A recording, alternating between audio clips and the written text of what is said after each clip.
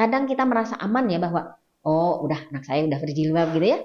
Tapi manakala kita tidak tidak memperhatikan lingkungannya, tidak memperhatikan pemahamannya, itu bisa jadi punya pemahaman sendiri. Itu yang boleh dinampakkan itu hanya muka dan telapak tangan.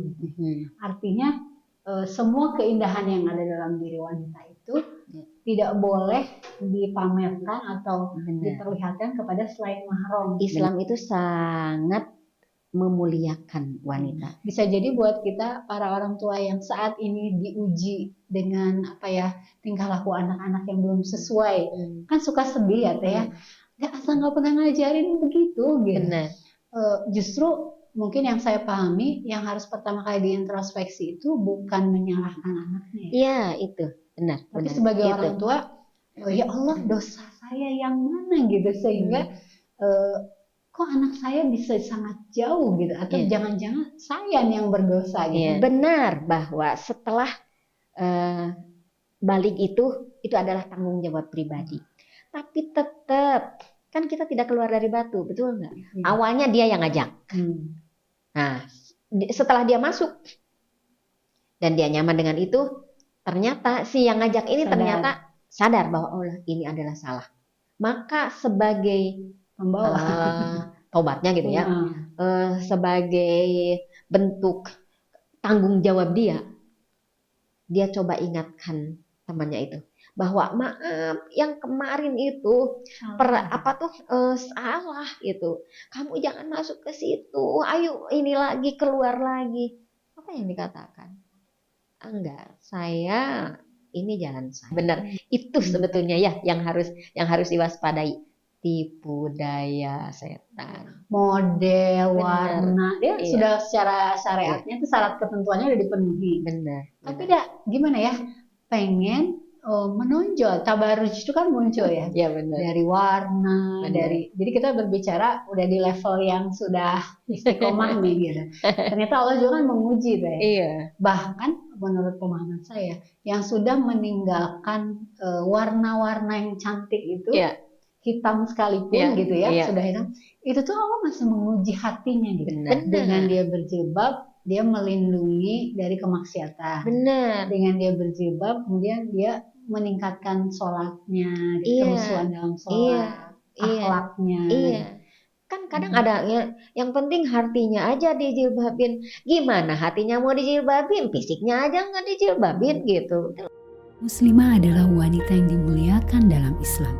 Allah menitipkan banyak peran dalam kehidupannya di dunia. Muslimah sebagai hamba Allah, muslimah sebagai seorang anak, muslimah sebagai seorang istri, dan muslimah sebagai seorang ibu dan juga anggota masyarakat.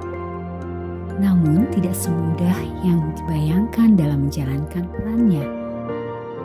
Kupas tuntas semua masalahmu dalam cerita Muslimah.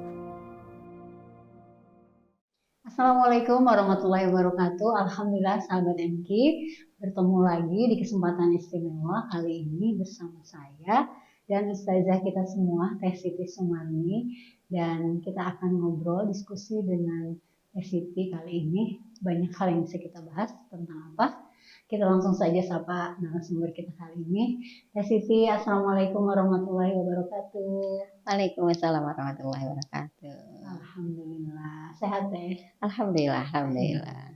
Alhamdulillah sahabat MK dan Teh Siti ya, bahwa kenikmatan yang luar biasa yang Allah titipkan kepada kita sebagai seorang muslimah, di antaranya adalah keyakinan, keistiqomahan dalam semua ketaatan kepada Allah. Ada satu hal yang menarik Teh, yang saya pahami, takwa atau taat kepada Allah itu adalah patuh, tunduk, turut tanpa syarat. Ya. Tapi Teh dalam perjalanannya seorang muslimah itu ada kalanya dia ragu atau misalnya tidak yakin dengan apa yang Allah perintahkan, Allah kasih aturan buat kita sebagai seorang muslimah. Satu contoh kasus misalnya, dalam Islam yang saya pahami, Allah itu sangat memuliakan wanita. Benar. secara fisik semua bagian dari wanita itu menarik. Iya. Dan itu yang menjadi godaan buat laki-laki terhadap Lawan wanita. jenis. Sehingga disyariatkan itu yang boleh dinampakkan itu hanya muka dan telapak tangan. Artinya semua keindahan yang ada dalam diri wanita itu tidak boleh dipamerkan atau diperlihatkan kepada selain mahram. Benar. Gitu ya Teh. Nah mungkin hikmahnya apa nih Teh? Kenapa Allah mensyariatkan bahwa yang boleh dipublish hanya muka dan telapak tangan. Tapi kalau ke suami tidak pakai apa-apa juga boleh. Tapi ke ayah, kemudian ke paman, ke adik, ke saudara laki-laki juga ada batasannya. Benar. Itu seperti apa Teh? Boleh. Ya, baik. Memang Teh, Islam itu, masya Allah, alhamdulillah ya, kita dilahirkan sebagai seorang muslimah. Kenapa? Karena memang seperti yang Teh tadi katakan bahwa Islam itu sangat memuliakan wanita. Jadi dalam rangka memuliakan inilah sebetulnya Allah mensyariatkannya. Karena tahu bahwa ya kan lemahnya laki-laki itu oleh wanita. Dan sahabat MK terutama muslimah yang harus kita sadari bahwa dari mulai ujung rambut sampai ujung kaki itu memang semuanya menarik gitu. Semuanya menarik dan fitrah ya kalau ada ketertarikan. Maka supaya terjaga ini maka Islam mensyariatkannya. Dan ini syariat Islam itu kan terutama yang untuk pakaian itu kan tidak hanya sekedar menutup aurat ya. Tapi juga itu sebagai identitas, sebagai pengenal gitu. Jadi manakala kita pakai jilbab itu, oh itu muslimah gitu. Jadi itu lebih memudahkan orang mengenal kita, gitu ya. Sendiri ya. Iya, karena kita aja kalau misalkan tidak punya KTP, kan dipertanyakan kewarganegaraannya, benar nggak? Nah sama ini juga, kalau kita nggak pakai jilbab berarti dipertanyakan kemuslimahannya. Karena jelas kalau Islam mensyariatkan itu pasti untuk kebaikan kita, pasti untuk kebaikan kita. Dan ternyata survei membuktikan bahwa dengan menutup aurat ini gitu, secara fisik, secara psikologis, ternyata itu membahagiakan gitu. Sok aja dari fisik kan, karena tidak kan ada dulu penelitian bahwa ternyata manakala tertutupi kan maaf ya nyamuk nggak akan masuk gitu aman gitu ya. Ya aman itu kalau dari sisi fisikal. Terus juga dari sisi psikis, dari sisi biasanya pernah nggak kita ya ini mah jangankan tidak pakai gitu ya, pakai jilbab gini dengan pakai celana panjang beda nggak? Beda kan? Gitu. Jadi apa ya, syariat Islam itu ternyata memang itu untuk kenyamanan kita juga gitu, dan itu efek ternyata kepada perilaku kita. Kalau kita pakai jilbab kan asal Anda mau gimana tuh ya, menjaga diri dari maksiat gitu ya. Iya, jadi masa sih saya berjilbab gini gitu ya, sekalipun tadi ya ada juga yang nggak begitu, tapi sebagian besar rata-rata sebagai muslimah mengatakan bahwa itu tuh pengerem, benar nggak? Pengerem kita gitu. Sehingga jangan diragukan kalau syariat Islam itu memang untuk kebaikan kita begitu. Makanya kata pertamanya adalah itu aja, sami'na wa ata'na aja dulu begitu. Kenapa? Karena yakin itu buat kebaikan kita gitu. Jadi dalam perkara menutup aurat itu bukan pilihan. Iya. Tapi itu kewajiban yang ya udah konsekuensi kita menjadi seorang muslim. Benar. Berarti harus seperti itu identitasnya. Iya. Kan gini, kita dilahirkan ke dunia ini untuk ibadah ya. Iya. Nah, pada saat kita memakai jilbab itu kita sedang beribadah. Sama pada kalau kita sedang sholat, sedang puasa gitu. Jadi pada saat gini-gini pun itu ternyata dinilai ibadah. Karena ini termasuk ibadah, maka syarat dan ketentuan berlaku supaya diterima gitu. Makanya muncullah persyaratannya, niatnya begitu. Karena konteksnya adalah ibadah. Ibadah kan untuk mendekatkan diri kepada Allah, mendekatkan diri kepada Allah. Jadi kalau menjauhkan kita dari Allah pasti ada something wrong. Benar nggak? Salah gitu. Gitu. Caranya, mungkinnya niatnya. Tapi ini menarik deh. Ketika misalnya muncul tadi kewajiban bukan konsekuensi pilihan, Iya. itu sebetulnya disyariatkannya pada saat kapan? Oke. Kan kalau misalnya kita terlahir dari keluarga orang tua keturunan Muslim, itu tuh tidak akan ada pertanyaan tuh ya, karena dia melihat ya semua keluarga tuh beridentitas seperti ini gitu, sebagai seorang Muslim. Tapi ketika misalnya keluarga juga tidak memiliki pemahaman yang baik gitu ya, bukan berarti belum mendapatkan pemahaman yang benar, sebenarnya Islam mencontohkan atau mewajibkan. Nah itu tuh sebaiknya pemahaman bahwa ini kewajiban, ini harus dilakukan, terutama pada saat kita sudah balik ya. Itu ada di siapa teh? Tanggung jawab memperkenalkan ini syariat Islam, ini perintah Allah, dan tidak ada pilihan. Kan di Quran itu dikatakan ya bahwa bukan Quran, hadis ya. Mau di Yahudi kan, di Nasrani kan itu tergantung orang tuanya, betul? Gitu. Berarti pertama sekali adalah peran orang tua di saat memang dalam ketepannya, dalam asuhannya. Jadi sebetulnya kalau kita tahu bahwa kalau syariat itu berlakunya manakala sudah balik, betul nggak? Tapi bagaimana Islam mempersiapkan ini sebelumnya diperkenalkan, ya. Dan itu kewajiban orang tua ya. Iya, sebelumnya diperkenalkan. Lantas yang memperkenalkannya siapa? Siapa yang terdekat? Pasti yang terdekat itu adalah orang tua, karena orang tua tahu banget 24 jamnya, betul nggak? Hanya memang pemahaman ini tuh nggak bisa sekaligus ya. Ini yang kalau menurut saya memang harus terus menerus dan harus terus meningkat gitu. Kalau di awal bisa jadi dogmatis ya, pokoknya pakai gitu. Instruksi. Ya, saya teringat ada seorang anak yang kan saya nanya, kapan kamu memakai jilbab? Sejak TK. Oh, sejak TK gitu. Terus gimana perasaannya kalau dibuka? Nggak nyaman banget katanya. Justru ada sebuah malu, semacam takut. Gimana ya? Sesuatu hal yang nggak boleh terjadi gitu. Jadi kuat untuk memegangnya. Gitu. Kenapa? Karena sudah ditanamkan dari sejak kecil gitu, dari sejak kecil, dan memang itu diikuti dengan lingkungan yang baik. Di sekolah kan juga sekolah yang memang menunjang, sehingga pemahaman itu makin kuat. Karena kalau hanya sok pakai itu, tapi tanpa diikuti dengan ilmunya, yaitu bisa jadi ya sebatas nurut aja, benar nggak? Di luar sana, manakala tidak ada yang ngawasin, bisa jadi enggak suka aku lah gitu.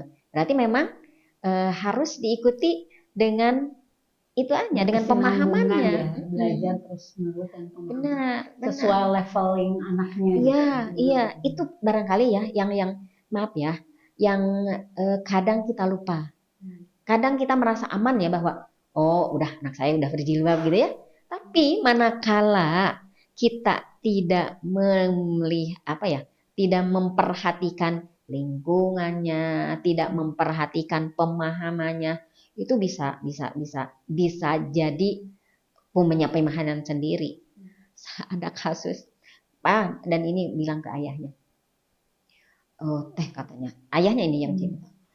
Dulu itu anak saya itu di kerudung katanya teh. Tapi sekarang ini udah kuliah itu kok jadi pemahamannya itu katanya tuh beda. Ngapain? Jadi memang faktor liberalisnya gitu. Itu kan kebebasan pribadi gitu. Sampai akhirnya dibuka sendiri. Nah, pemahaman itu yang kadang harus diantisipasi gitu ya. yang kadang maaf ya, kita pun tidak sadar itu gitu. Kadang-kadang orang tua tuh merasa sudah cukup memberikan pemahaman tuh sampai anak usia SD, gitu. Iya. SMP, SMA itu level pemahamannya tidak dinaikkan atau nggak ada kontrol ya. Benar. Karena menganggap udah 17 tahun, udah dewasa, udah bisa memilih yang baik yang benar. Mungkin kalau saya lihat di lapangan gitu ya, anak-anak di usia lepas SMA atau pada saat SMA tuh mulai sangat tergantung dengan circle-nya, dengan temennya. Kan beberapa alasan yang saya dapetin dari anak-anak remaja itu bahwa ketika saya berpenampilan syar'i, diperkenalkan sejak kecil oleh orang tua, saya tuh nggak diterima sama lingkungan. Gitu. Saya dibilang ustazah lah, siswa paling soleh lah gitu. Akhirnya anak-anak yang nggak punya keyakinan kepada kekuatan pilihannya berusaha untuk diterima oleh lingkungannya, naik dikit gitu ya. Awalnya mungkin argumen ke orang tuanya bolehlah pakai rok gitu ya, pakai kulot. Nanti lama-lama tuh menurun dari tingkat pemahamannya. Nah ini sebetulnya yang salah tuh ya, atau faktor menyebabkan kenapa muncul keinginan atau dorongan untuk mengikuti lingkungan. Apa yang kurang? Tapi yang faktor paling pertama itu memang hidayah Allah ya, hidayah dan taufik Allah, pertolongan Allah. Kenapa? Karena gini ya, kadang di sebuah pesantren ada aja anak yang aduh saya pingin cepet-cepet keluar dari pesantren ini, memang mau ngapain? Mau lepas jilbab. Padahal itu di pesantren itu ya. Tapi anak kayaknya berarti kan enggak, padahal kurang gimana itu pemahaman terus benar ya, pemahaman itu kan terus dicacar gitu ya. Tapi ya begitu berarti belum ada taufik Allah. Dan bisa jadi selain tadi tidak diterima, jadi ada semacam kurang pede, atau juga terlalu pede. Insya Allah saya bisa jaga diri, terlalu sombong dengan ilmu yang ada, dengan keimanan yang ada gitu. Padahal Masya Allah, pantesannya Nabi itu senantiasa ya hayyu ya qayyum bi rahmatika astaghits aslih li sya'ni kullah wala takilni ila nafsi tarfata ain.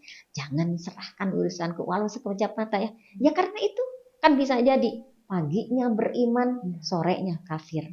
Apalagi terhadap anak-anak yang masih labil begitu gitu. Jangankan ke orang lain ya, kita aja ya. Akhirnya semoga kita aja untuk bisa seperti ini, andai kata tidak digebruskan, tidak dijerumuskan ke lingkungan yang walau alam bisawab, betul nggak? Apa bisa bertahan ataupun enggak gitu. Dan ini pun adalah memang karunia Allah gitu. Dan itu sebetulnya faktor karunia Allah yang termahal sekali. Hanya tetap kita tidak nunggu berendah. Tidak ada pertolongan. Nah, kita memperlakukannya seperti apa? Kan hidayah itu juga harus harus dikejar, betul nggak? Dikejar, dan kalau dapat itu dijaga ya. Jangan diambil lagi. Benar. Mungkin ini perkara yang jarang kita menyadari hal itu. Jadi bahwa Allah itu akan memberi hidayah kepada orang yang Allah kehendaki. Dan Allah pun bisa mengambil pada Allah yang tidak Allah kehendaki gitu. Nah, ini mungkin secara syariat ya Teh, berlindung agar senantiasa hidayah itu menetap, atau taufik Allah tuh bisa dengan mudah kita kalau sinyal-sinyal kebaikan itu kita tuh nangkapnya baik gitu. Itu ikhtiar yang harus kita lakukan tuh gimana, doa tadi misalnya, atau emang berkumpul dengan orang soleh, atau seperti apa Teh? Bisa seperti itu, dengan doa bisa, dengan berkumpul juga bisa. Hanya yang jelas ya itu ya, bagaimana kita pun berusaha untuk menjalankan perintah-perintah Allah. Kenapa? Karena ternyata perintah-perintah Allah seperti sholat, puasa, zikir, itu sebetulnya amunisi ya. Amunisi supaya mudah-mudahan manakala ada benturan, kita ada bentengnya gitu. Yang jelas sebagai ilustrasi, saya dulu punya teman SMA. Saya baru teringatnya, oh iya ya, betapa mahal karunia Allah itu gitu. Kenapa? Karena di saat usia remaja kan memang masih ini, tapi Allah karuniakan, Allah hunjamkan dalam diri untuk tetap menjaga ininya. Dulu zaman saya kan tahun 85, 84, 85, 86 itu kan nggak boleh. Sedikit dan nggak boleh ya. Nggak boleh ke sekolah itu. Tapi dia lebih memilih untuk keluar sekolah daripada buka gitu. Kan itu sesuatu banget, pilihan yang luar biasa gitu. Iya, padahal maaf ya, dulu sekolah itu satu-satunya, sekolah negeri itu satu-satunya. Tapi dia rela melepaskan itu gitu ya. karena tidak ingin. Kalau mau saya, oh, ya saya kenapa kurangnya? Iya ya, betapa Allah kalau sudah menghunjamkan, itu yang mahal, betul nggak? Kenapa? Karena kalau kita mengaca ke diri, kadang kita makan ya kalau situasinya mendukung ya berarti kita juga syar'i banget gitu. Tapi kalau rada-rada longgar enggak gitu ya. Gitu. Nah, berarti kan itu harus minta terus. Maka benar kita punya doa. Rabbana la tuzigh qulubana ba'da idh kalau saya pada id hadaitana wa hab lana min ladunka rahmah innaka antal wahhab. Itu yang harus senantiasa diasumsikan. Kenapa? Karena la haula wala quwata illa billah. Benar enggak? Karena nggak bisa tahu apa yang akan terjadi sesudah ini gitu. Bahkan maaf ya, kadang ada yang ini lepas SMA, habis SMA. Bahkan ada yang mencoba, katanya teh saya pingin nyoba untuk masuk agama lain, begitu. Dan dia masuk sebulan, tapi akhirnya balik lagi. Apa coba ini hanya alasannya dia? Ya karena itu katanya teh. Jadi kalau di sana diperhatikan gitu, begitu katanya ya ada sistem kasih sayang gitu. Tapi ternyata setelah dia masuk, ternyata dia mendapatkan itu, akhirnya balik lagi. Kenapa bisa begitu? Masih gitu, betul. Maka sekarang ini hanya pelajarannya adalah mari sahabat MQ kita introspeksi diri ke masing-masing. Saya masih begini atau sudah punya keyakinan, oh ini adalah syariat dari Allah. Ini adalah bentuk ibadah saya kepada Allah. Kalau sudah begitu, alhamdulillah, bersyukur kepada Allah. Ya Allah, terima kasih. Engkau telah hunjamkan keyakinan ini. Nah, tapi tidak cukup dengan itu. Kenapa? Karena ternyata yaitu ada yang maaf ya, bahkan sampai dicadar. Tapi tidak keluar gabung dengan dunia luar, atau ada permasalahan, nggak ada solusi, akhirnya ya udahlah, pakai nutup aurat aja, pakai jilbab aja, gayungan nggak ada solusinya, ya udahlah mendingan nggak lepas aja, gitu. Sehingga ya di samping memang doa kepada Allah, kitanya pun harus berikhtiar gitu dan sadari saya kayaknya kalau misalkan pergi ke lingkaran itu akan semakin menguatkan. Sok cari yang akan menguatkan kita gitu. Dan bukan dihindari tapi batasi atau kurangi. Andai kata ada hal yang akan mengurangi keyakinan kita gitu. Karena itu maaf ya, itu setiap saat sepanjang hidup pasti saja keimanan kita itu diuji begitu. Jadi nggak aman. Baik Teh, tadi menarik ya bahwa keimanan itu bagian dari hidayah yang Allah titipkan. Yeah. dititipkan karena bisa diambil lagi sama Allah. Benar. Dan Itu. ujung dari sebuah perjalanan ketaatan itu adalah akhirnya nih. Benar. Tadi teteh contohnya adalah ada orang yang sudah punya keyakinan dia berhijab, keyakinan berawal, tapi pengen coba-coba, muncul Benar. pertanyaan, coba kalau aku nggak jadi muslim, gimana sih rasanya? Itu juga tipu daya setan. Benar. Berlindung kepada Allah dengan doa. Tapi yang pengen saya gali atau pengen ke teteh itu peran orang tua nih. Karena kan orang tua tadi lingkungan, sekolah, kemudian tadi proses pembelajaran anak-anak tuh sampai karena yang saya pahami selama seorang anak perempuan itu masih di bawah kewajiban orang tuanya, maka nggak ada tuh yang namanya kebebasan berpendapat. Orang tua itu baru bisa melepaskan anak perempuannya kepada suaminya. Benar, setelah nikah. Nah, gitu kan ya Teh ya. Jadi menurut saya nggak ada alasan seorang anak yang sudah merasa dewasa kemudian ayah jangan takut dengan dosa saya tidak akan menanggung dosa saya bertanggung jawab. Itu berarti sebuah pemahaman yang salah ya. Dan orang tua juga menurut saya wajib untuk ngerem anaknya gitu. Nggak boleh bicara seperti itu. Bagaimanapun juga anak itu berkaitan dengan orang tua di masa depan. Benar. Seorang anak perempuan itu akan mempengaruhi masa depan ayahnya, apakah surga atau neraka gitu. Nah jadi Teh mungkin pesan buat para orang tua nih. Ketika dia dititipi oleh Allah anak gadis, terus misalnya anaknya itu pada fase mencoba hal-hal yang tidak diajarkan sama orang tuanya karena lingkungan. Orang tua tuh harus setegas apa pada anak. Yang jelas kalau memang itu sudah keluar dari jalur, ya harus tegas, benar nggak? Kenapa? Karena itu tidak sesuai dengan aturan, gitu.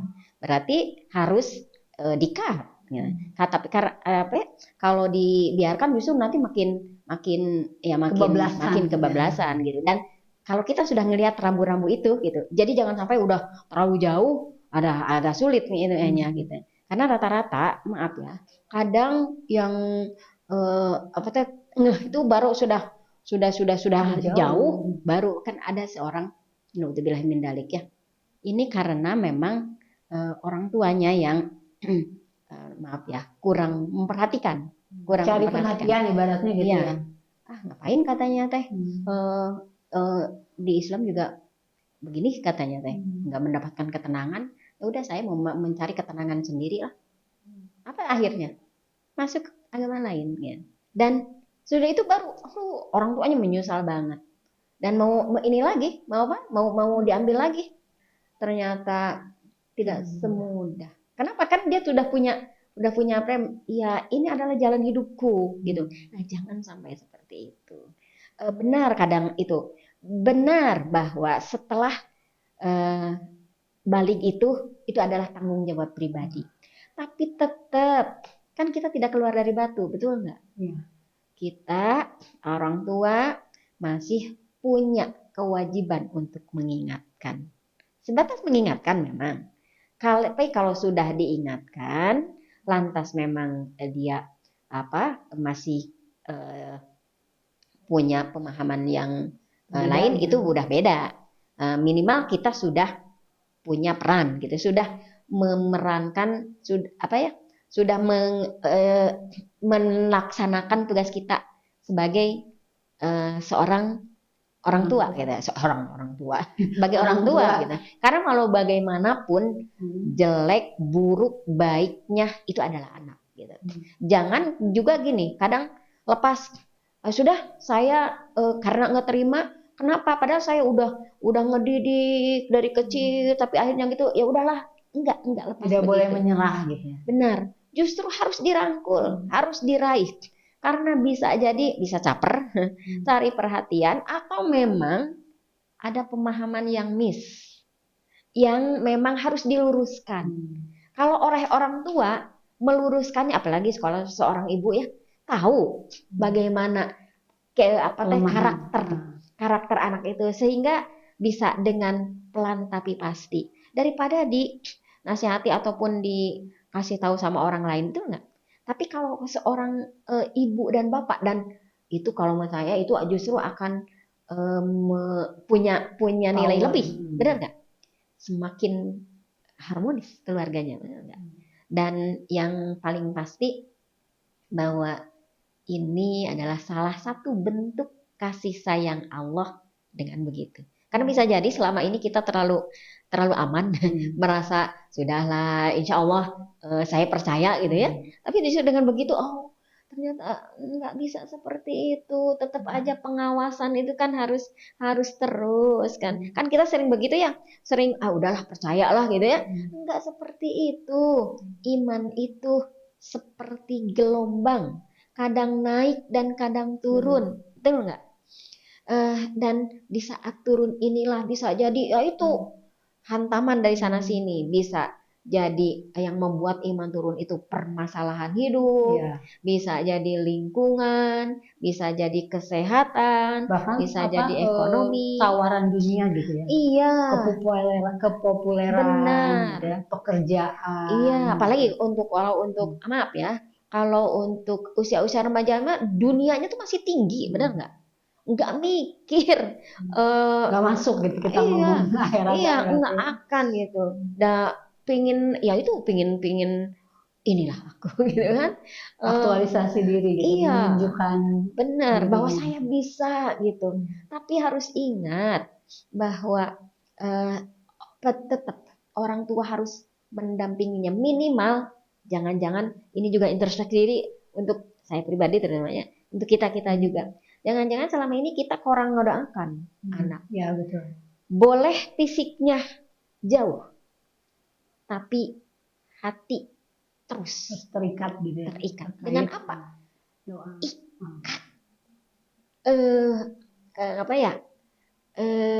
Ikatnya kendalikan dengan doa, ya Allah, titip hatinya, titip matanya, titip telinganya, titip pikirannya, titip akalnya. Karena kan kadang kalau untuk remaja-remaja ini kan ada yang sistem cuci otak, ya.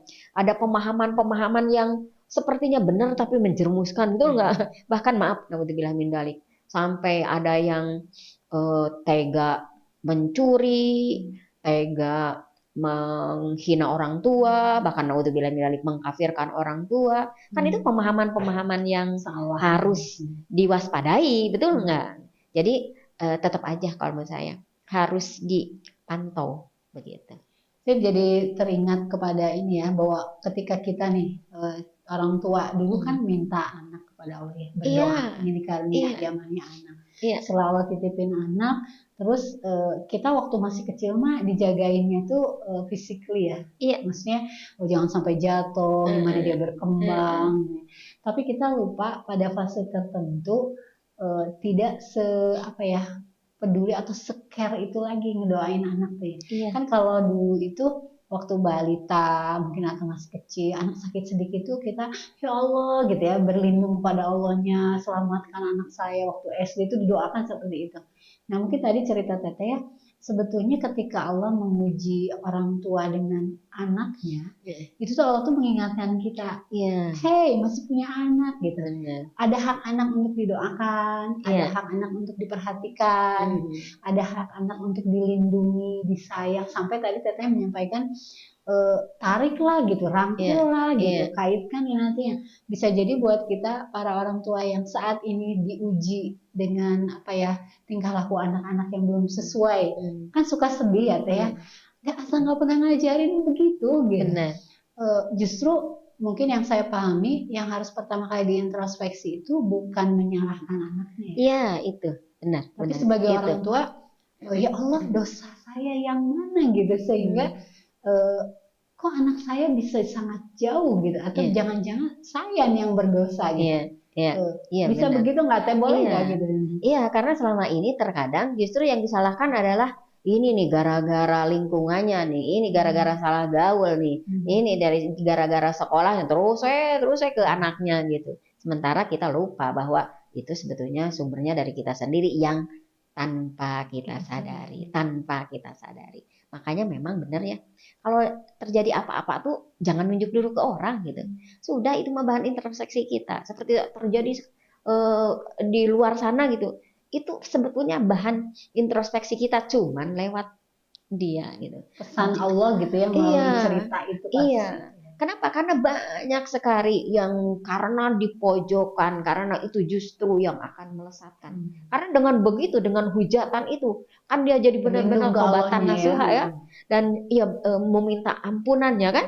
Dia udah minta ampun, kita yang naudzubillah min dzalik justru naudzubillah min dzalik dibalikan. Kan banyak ya yang begitu. Dulu mah menghujat, ternyata pada akhirnya saya teringat dia sendiri. Jadi dulu gini, ada seorang dia udah bercadar. Pada saat ngelihat temennya yang masih maaf ya, yang masih atas bawah gitu, terus itunya kerudungnya juga, maksudnya nggak gamis gitu ya, nggak gamis, bukan, tapi jadi cukup menutup aurat gitu, tapi masih belum yang sebiasanya lah gitu, umumnya gitu. Dia mengatakan kalau perempuan harus begini tuh. Nah ternyata, perjalanan waktu pelan tapi pasti beliau ini cadarnya dibuka. Nah pindah, ternyata dia yang pakai atas bawahan. Apa yang dikatakannya? Tuh katanya teh, dulu dia ke saya itu gimana gitu. Jangan sampai itu. Makanya memang manakala saat ini kita bisa seperti ini, itu juga jangan kepedean ya, bahwa merasa sudah aman. Sudah aman. Enggak. Sepanjang kita hidup ini akan terus Allah uji. Kan dunia itu terus berputar, betul? Terus berputar dan kita tidak tahu ending kita seperti apa. Kalau tanpa pertolongan Allah bisa jadi kitalah yang diujinya gitu. Maka manakala melihat ujian terhadap orang lain itu sebetulnya penguat untuk kita supaya tidak begitu gitu. Dan yaitu jangan terlalu kan saklek ya, kamu jangan ini gitu. Kenapa? Karena ternyata katanya yang tadi disalahkan itu, saya baru bisanya segini. Saya kalau paksakan sebegitu, saya nggak nyaman gitu ternyata gitu. Jadi kita nggak bisa menghukuminya kan, orang masih begini masih gitu. Yang paling penting, alhamdulillah sudah nutup aurat juga gitu. Tapi terus diberi pemahamannya sedikit-sedikit, sehingga kalau disertai pemahamannya itu, kalau menurut saya kembali ke pertanyaan Tesi tadi yang awal, insya Allah keistiqomahan itu akan lebih bisa dipegang gitu. Kenapa? Karena kalau saya jujurnya nanya ke anak-anak SMP, SMA, sebetulnya coba ibu pingin tahu, kalian itu sebetulnya kalau lebih senang di kerudung ataupun enggak? Enggak. Nafsu itu pasti bilangnya enggak gitu. Iya, apalagi maaf ya, kalau rambutnya bagus gitu, kulitnya mulus gitu kan? Iya. Kan itu dia kan pingin nunjukin bahwa inilah aku gitu, sehingga banyak yang yang keluar dari kandang, keluar dari sebuah komunitas seperti kuda lepas dari kedogan. Buka lagi. Kenapa? Karena ya itu berarti pemahamannya belum sampai di sini. Ya. Nah, bagi yang masih sekarang ya, yang masih begitu, jangan coba-coba untuk gabung dengan yang semakin menjauhkan. Bisa nggak kuat gitu. Tapi ya teruslah belajar gitu, sampai benar-benar kita paham sendiri, kita sadar bahwa ini harus saya jaga sampai saya meninggal. Saya teringat yang kasus yang waktu yang gempa di Turki itu ya, kan ada viral tuh kayaknya yang bagaimana seorang muslimah di saat gempa seperti itu, tapi karena dalam kondisi kurang syar'i gitu ya, yang diminta adalah menutup auratnya. Betapa itu sudah menghujam ya, karena ini adalah bagian dari diri kita yang harus diamankan. Iya, itu adalah kehormatan saya. Nah, itu yang harus yang harus sampai kita miliki itu. Jadi kalau masih masih ya itu tadi. Ragu. Kayaknya kalau pakai itu bagus ya gitu ya. Apalagi dia juga justru lebih cantik gitu ya. Kalau masih angin-anginan, carilah lingkungan yang bagus gitu. Sekarang dibalik teh, kan saya dapat input kalau misalnya orang yang bukan muslim, Iya. kemudian dia mendapatkan literasi atau melihat referensi, oh ternyata indahnya Islam tuh menutup aurat, melindungi wanita. Terus kemudian dia mendeklarasikan, saya mau mempelajari Islam ya, saya mau coba belajar sholat, saya mau coba saum, saya mau coba menutup aurat. Artinya sebetulnya orang itu udah punya kecenderungan terhadap Islam. Hanya dia sedang meyakinkan diri, apakah ketika saya mengambil keputusan ini, apa reaksi orang-orang. Tapi dibalik nih, ketika seorang muslimah, kemudian dia punya referensi, pengen coba-coba melepas identitasnya sebagai seorang muslimah. Berarti sebetulnya dia sudah punya kecenderungan untuk lepas. Hanya dia ingin meyakinkan diri, reaksi orang di sekeliling saya ketika saya melakukan ini seperti apa. Artinya itu fase seseorang muslimah sudah menyatakan bahwa saya lagi mau coba lepas ya. Saya pengen tahu atau saya pengen mendapatkan keyakinan itu berdasarkan proses yang saya lakukan sendiri. Itu sebetulnya menurut pemahaman saya sudah pada tahap yang ini udah bahaya nih. Karena dia berarti sudah cenderung untuk melepas gitu. Nah itu tuh kalau menurut saya sebagai kita kan main lagi di kotak kita ya. Kalau itu kan Allah titipkan ilmu. Apa yang harus kita lakukan ketika kita punya saudara, kerabat ataupun naudzubillah keluarga yang berpendapat mau coba-coba meninggalkan syariat. Dan memang itu yang harus kita selamatkan. Karena ternyata banyak Resti yang kalau yang saya temui itu ya. Kenapa? Karena tadi ada pemahaman yang salah. Kalau menurut kita mah ini pede banget, gimana kalau pada saat lagi ini lagi udah buka begitu, ternyata Allah tidak beri kesempatan lagi kita untuk kembali lagi gitu. Kan itu lebih fatal, betul nggak? Karena kita harus, sekalipun kalau untuk remaja rada hesenya, ada mati mah itu mah urusan orang tua, betul nggak? Tapi kalau menurut saya harus mulai berpikir yang jernih gitu. Kenapa? Karena itu makanya adanya yang siksa kubur itu itu kan menginspirasi. Langsung berbondong-bondong menutup aurat ada. Tapi bahkan ada yang pindah agama juga ada katanya. Berarti memang tergantung orangnya ya. Benar, hidayah itu memang milik Allah gitu. Andai kan ada kecenderungan seperti itu sebetulnya warning tuh buat kita, betul nggak? Kalau sudah ada kecenderungan yang salah, maka jangan dilanjutkan, karena terbukti kan. Kalau sudah dilanjutkan, apalagi dikasih kesempatan gitu ya. Iya, dan sama saya itu terlalu berani. Udah sangat jauh ya. Iya, karena maaf ya, apalagi kalau dilakukan oleh public figure.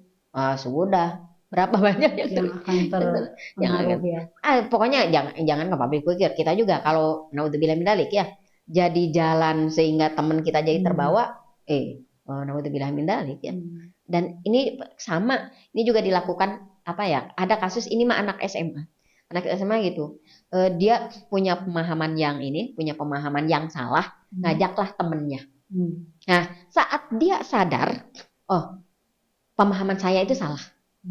Tapi manakala dia mau kembali mengajak lagi temennya ini, nggak bisa. Temennya nggak mau karena sudah nyaman dengan dia. Gini, awalnya dia yang ngajak.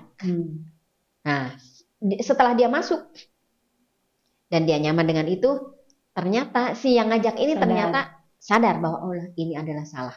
Maka sebagai pembawa tobatnya gitu ya, sebagai bentuk tanggung jawab dia coba ingatkan temannya itu bahwa maaf yang kemarin itu salah gitu. Kamu jangan masuk ke situ. Ayo ini lagi keluar lagi. Apa yang dikatakan? Enggak, saya ini jalan saya. Gitu. Berarti kan dan itu Dosa. ternyata jadi sampai sekarang dia jadi beban ya.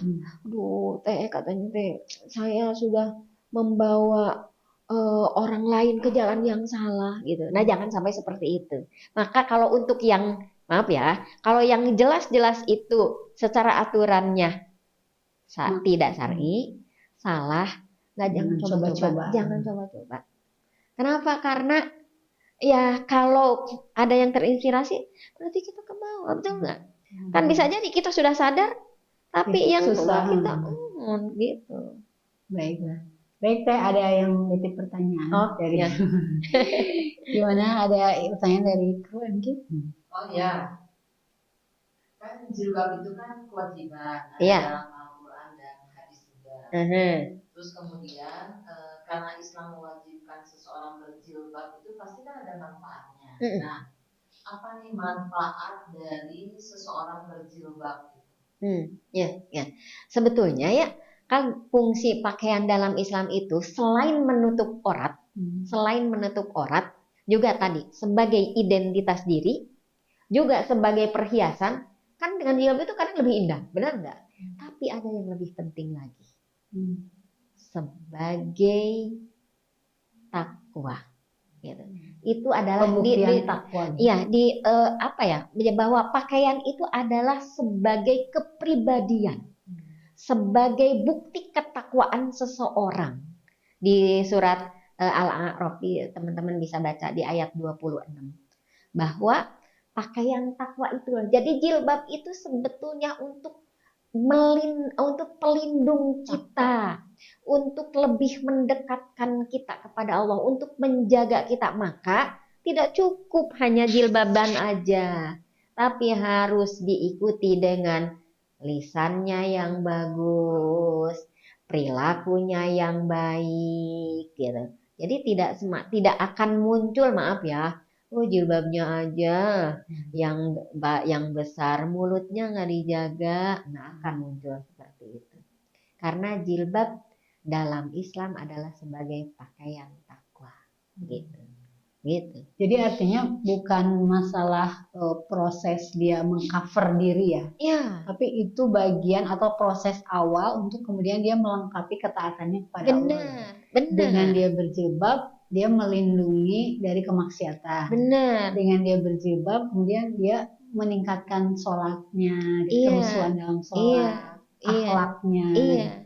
Kan kadang ada yang penting hatinya aja dijilbabin. Gimana hatinya mau dijilbabin, fisiknya aja nggak dijilbabin gitu, betul nggak? Kenapa? Karena justru dari sini itu yang akan menguatkan dalam. Iya, begitu. Sehingga ya kalau jilbab tidak diikuti dengan sikap, dengan perbuatan, itu yang masalah gitu. Nah, maka sahabat MQ jangan salah lihat.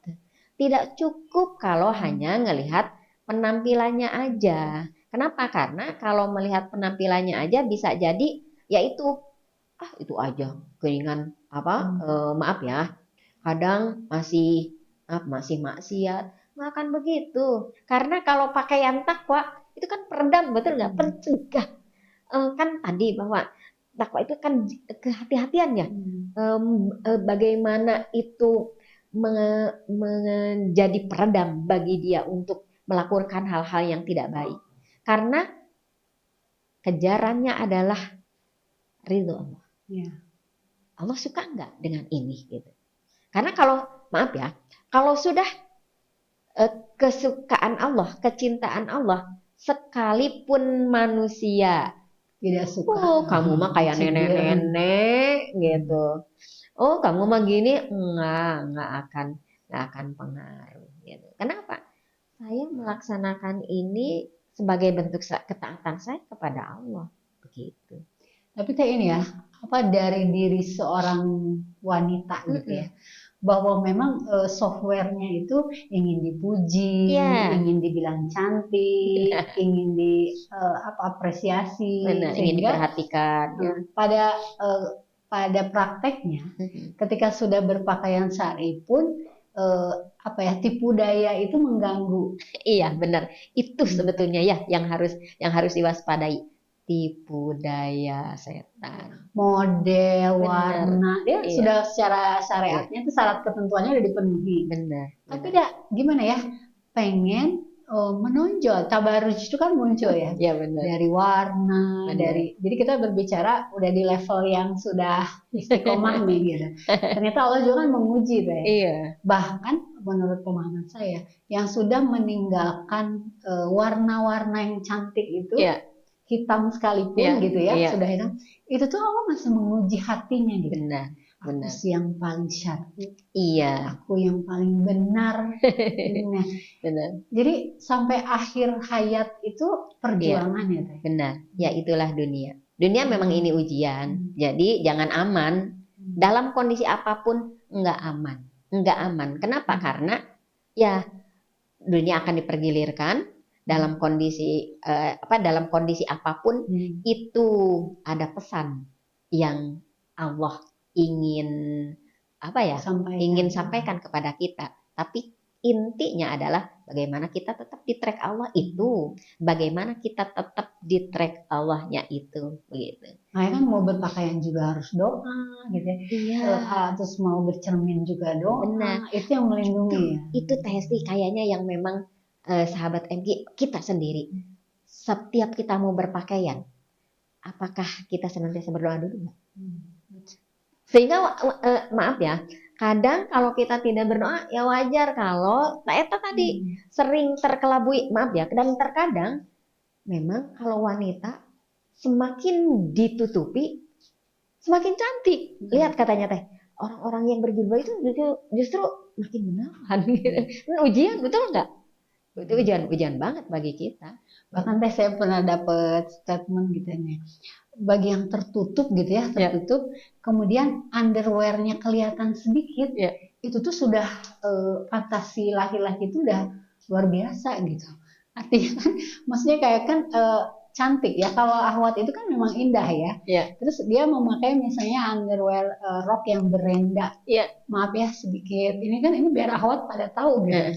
Berenda itu tuh bagi laki-laki itu berbeda gitu. Artinya tetap gitu. Makanya kenapa dalam Islam itu wanita tuh emang di rumah, jangan berkeliaran, nggak boleh ke pasar. Tapi pertanyaannya Teh, di mana wanita itu harus menyalurkan bukan nafsu, keinginannya tadi gitu ya. Dia menunjukkan keinginan dalam dirinya itu kan kalau yang udah punya suami oke Teh.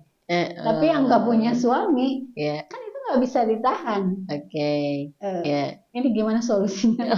Iya benarnya. Jadi aku di mana atuh ya? Nah berarti memang wayahna harus bisa nahan.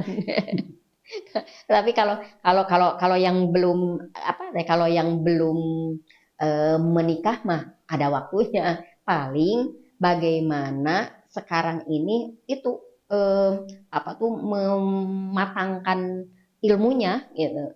Kenapa? Karena benar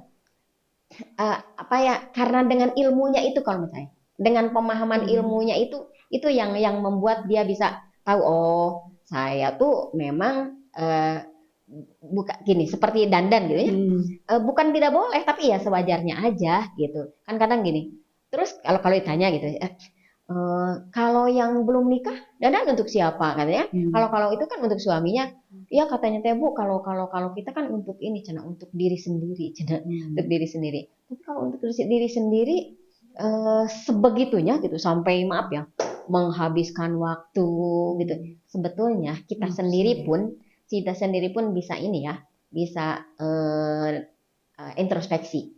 Benar enggak ya? Ini saya tuh wajar atau di atas di atas kewajaran atau berlebihan gitu. Atau berlebihan gitu. Ya, kenapa? Karena Islam ini tuh menjaga banget gitu. Kenapa? kebayang kalau sekarang yang belum menikah segala dipakai, sekarang bisa dilihat bagaimana efeknya. Banyak kemaksiatan. Kenapa? Karena yang seharusnya belum waktunya sudah dipublish. iya, benar nggak? Sehingga udah terjadi, maaf ya terjadi pelecehan ataupun tidak memuliakan namanya, menghinakan gitu. Kenapa? Karena kalau misalkan kalau dandanan menor, kalau pakaian ya kan kadang bukan tidak tertarik pantas lah ya. Iya. Itunya jadi ke sana. Ya mungkin kalau gini, kalau seandainya para gadis itu tahu apa pandangan di mata laki-laki gitu ya, bahwa kan yang seperti kita sering mengibaratkan sebuah permen yang terbungkus gitu ya. Kalau terbungkus rapi itu kan nilainya beda dengan yang terbuka. Tapi memang tidak semudah itu wanita itu memandang bahwa aku tuh pengen jadi permen yang terbungkus rapi gitu. Karena memang dia suka. Dia suka di sweet gitu ya, diberikan perhatian. Tapi ini menarik teh untuk bahasan pranikah atau gimana tipu daya wanita di mata laki-laki, kita bahas di episode terpisah ya teh. Terakhir mungkin teh, karena nggak kerasa ya, maksudnya teh sudah banyak hal yang kita bahas nih, hampir 1 jam kita bicara, dan wanita itu nggak selesai teh. Kembali ke topik tadi ya, hidayah. Apakah memutuskan untuk berhijab atau memutuskan melepas hijab itu sebuah pilihan atau tidak boleh memilih atau seperti apa? Mungkin pesan dari Teteh buat muslimah itu sendiri dan buat orang tua. Yang jelas jilbab itu perintah syariat dari Allah. Kalau syariat dari Allah itu sudah jelas bahwa itu adalah untuk kebaikan kita. Bahkan jilbab itu adalah wajib kan? Kalau wajib berarti kalau tidak dilakukan adalah dosa, berdosa gitu. Itu aja sudah ya, dari kata wajib aja berarti sudah tidak ada pilihan, benar nggak? Kalau untuk melepaskan begitu. Paling keputusan itu ada, itu yang harus dipelajari. Kenapa bisa muncul seperti itu gitu. Kenapa? Jangan-jangan ada pemahaman yang salah gitu. Karena kita juga nggak bisa ngejudge begitu aja ya, tanpa ada tahu proses latar belakangnya. Apalagi kalau misalkan setelah pencarian berapa lama. Nah, coba kita ini dulu kenapa bisa begitu. Yang jelas itu pelajaran bagi kita. Oh, betapa kita pun benar harus senantiasa memperlindungkan diri kepada Allah, sehingga terhindar dari pemahaman-pemahaman atau kenakalan pikirannya, lintasan-lintasan atau lintasan-lintasan yang tidak diharapkan begitu. Karena ya sepanjang hidup mah akan terus begitu ya, gitu. Kalau alam bisawab sih. Buat orang tua teh. Kalau untuk orang tua jangan merasa sudah selesai, sekalipun sudah dewasa tetap aja harus dibimbing gitu enggak. Nah, kenapa? Karena kadang-kadang pun ternyata ada orang tua yang takut kepada anaknya. Itu juga yang harus diwaspadai. Padahal orang tua punya power, minimal doakan terus. Sekalipun anak di mana doa terus, karena bisa jadi itu yang akan menjaga dia dalam berperilaku sehari-hari. Karena kalau doa mah bisa menembus arus ya. Nah, sehingga sekalipun fisiknya jauh tapi insya Allah hati mah tetap tersambung gitu. Di samping tidak ada salahnya kontak, karena kalau lost kontak kan kita nggak tahu perkembangannya tuh, nggak tiba-tiba kenapa. Tapi kalau ada komunikasi, sehingga kalau ada apa-apa dia pun bisa terbuka ya gitu. Yang jelas mah memang ini adalah ujian. Itulah anak itu adalah cobaan, gitu enggak? Anak itu adalah amanah. yang harus dipertanggungjawabkan. Jadi dari sisi kita sebagai perempuannya harus mati-matian menjaga diri dengan ketaatan-ketaatan yang sudah Allah Allah ajarkan, seperti jaga sholat, jaga zikir, baca Al-Quran. Mudah-mudahan itu jadi rem, mudah-mudahan itu jadi penghalang ya, bisa jadi tameng kita gitu. Dan yang paling penting, jilbab bukan budaya, tapi jilbab adalah syariat. Jadi kalau sebagai syariat ya terus aja sami'na wa ata'na gitu.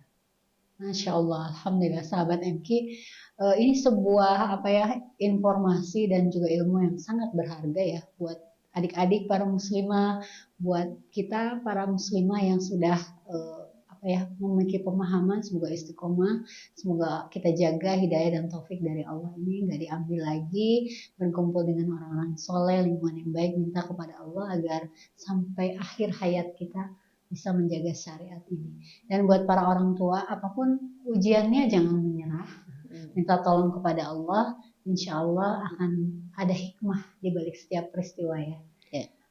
Sampai ketemu lagi sahabat MQ, mudah-mudahan setiap konten yang kami sajikan menjadi manfaat untuk semua pihak. Amin. Dan mohon maaf kalau ada hal yang kurang berkenan. Billahi taufiq wal hidayah. Wassalamualaikum warahmatullahi wabarakatuh.